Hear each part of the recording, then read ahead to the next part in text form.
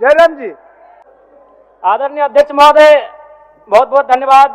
मैं अब थोड़ा सा एक विषय, सदन के सरकार के एक वरिष्ठ विधायक ने नक्सलियों पर बात किया था और मैं सहमत भी हूं। इसमें पूर्व की सरकार और वर्तमान की सरकार दोनों का योगदान है कि आज नक्सली गतिविधियां इस राज्य में कम हुई है। लेकिन अध्यक्ष महोदय, सवाल मेरा ये है और मेरा कहना भी ये है, अभी वर्तमान में अगर आप झारखंड पुलिस की ऑफिशियल वेबसाइट को जांचेंगे तो वहां 72 नक्सलियों की सूची है। अगर आप उनके नामों को पढ़ेंगे अध्यक्ष महोदय, मैं 2-3 नाम पढ़ ही देता हूं। मिसिर बेसरा, प्रयाग माझी, अजय महतो, सुभाष महतो।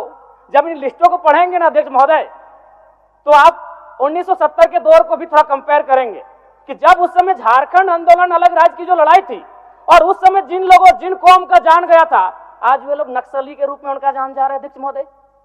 72 में हमको लगता है कि 50 आदिवासी नक्सली है अध्यक्ष महोदय।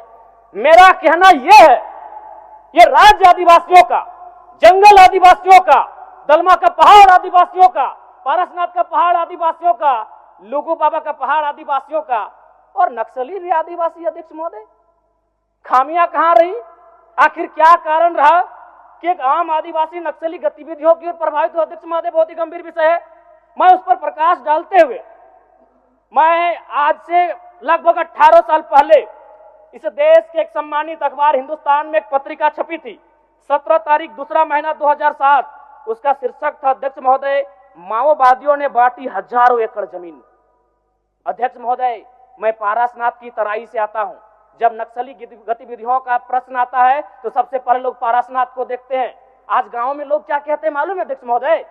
कि 1990-95 में, मैं पुनः कहूंगा, मैं नक्सलियों का समर्थन नहीं करता हूं, उन्हें असंवैधानिक मानता हूं, उन पे कार्रवाई होनी चाहिए, लेकिन मैं गांव से आता हूं और गांव की बात कहता हूं। गांव के लोग क्या कहते हैं मालूम है? कि जब नक्सलियों का वर्चस्व था, वीडियो का हैसियत नहीं था 1 रुपए घूस लेने का, सीओ का औकात नहीं था 1 रुपए घूस लेने का, थाना प्रभारी थर थर कांपते थे।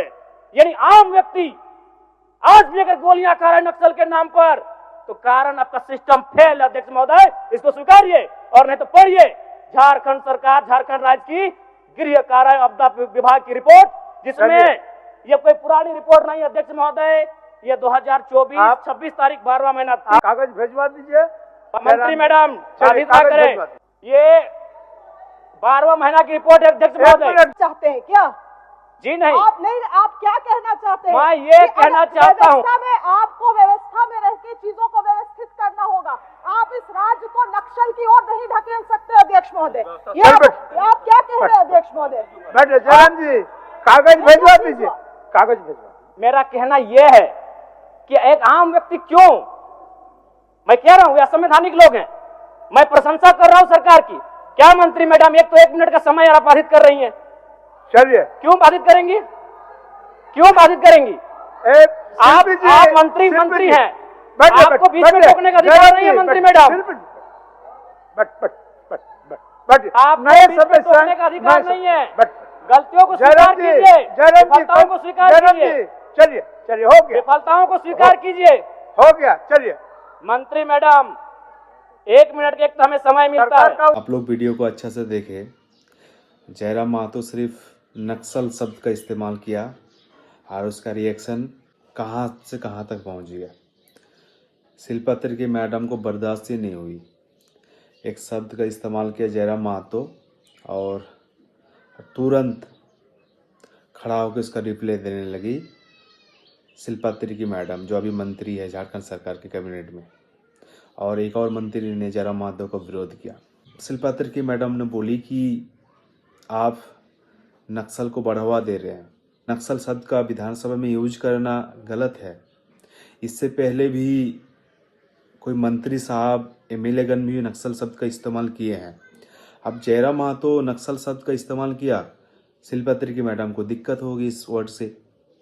ये सच्चाई है। जयराम महतो ने जो बात कहा कि आदिवासी 50+ आदिवासी लोग, इतना 70+ लोगों की बात किया जयराम महतो विधानसभा में, ये बात सही बोल रहे हैं। थोड़ा सा बात करते हैं नक्सल शब्द का। जो नक्सलवाद शब्द कहाँ से आया, कैसे आया? नक्सलवादी शब्द का जो उत्पत्ति हुआ था बंगाल के दार्जिलिंग जिला के नक्सलबाड़ी गांव से स्टार्ट हुआ था और वहीं से नक्सल शब्द पड़ा था। 1967 के एक किसान का विद्रोह हुआ था और उस विद्रोह से ही ये जो नक्सलवादी कंसेप्ट आया है, नक्सलवादी शब्द का ओरिजिन हुआ है, उदय हुआ है। इस आंदोलन को ही नक्सलवाद कहा जाते हैं, समझ रहे हैं। किसान लोग जो आंदोलन कर रहे थे 1967 में, जितना भी लोग इस आंदोलन में भाग लिए थे, नक्सल या नक्सली कहा जाता है। विधानसभा में वही शब्द को लेके जयराम महतो और शिल्पा तिर्की के मैडम के बीच में नोकझोंक हुआ विधानसभा में। आप लोग वीडियो में जाके देखे।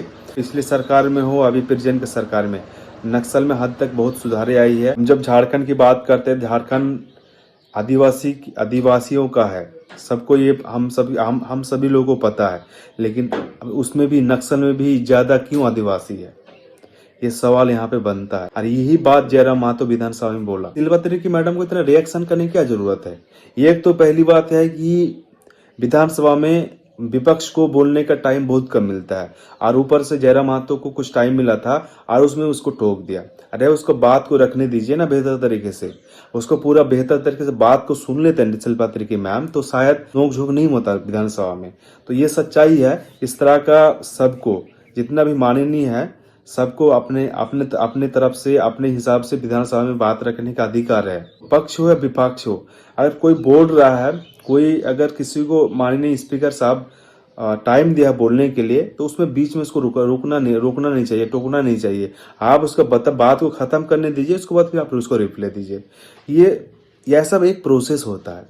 इसलिए उसमें माननीय अध्यक्ष जी बार बार उसको टोके, शिल्पा तिर्की मैडम भी बोले जयराम महतो को रोकने के लिए, बल्कि थोड़ा रुके जयराम जी।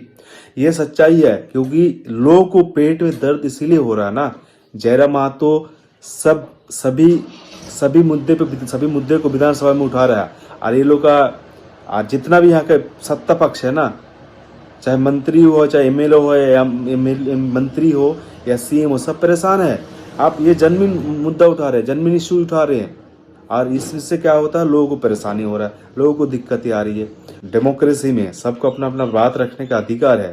आपको सच्चाई बता देता हूँ, नक्सलिज्म मतलब नक्सलवादी का जब स्टडी करोगे ना, वो लोग कभी भी वो आम नागरिक को टारगेट नहीं करता, वो हमेशा सरकार को टारगेट करता है। आप लोगों को लेके चलते झारखंड चुनाव 2024 को कुछ हम वीडियो देखे थे यूट्यूब पे।